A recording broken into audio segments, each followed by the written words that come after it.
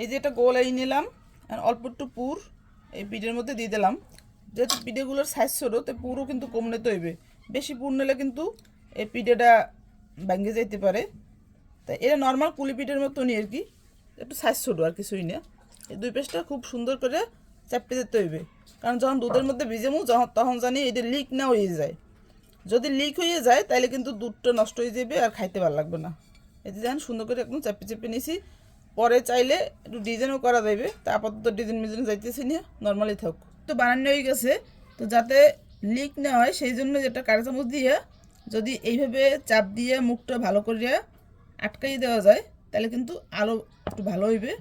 তাইলে আর পিঠেটা ভাঙার কোনো চান্স থাকবে না, আর দেখতেও কিন্তু সুন্দর দেখায়।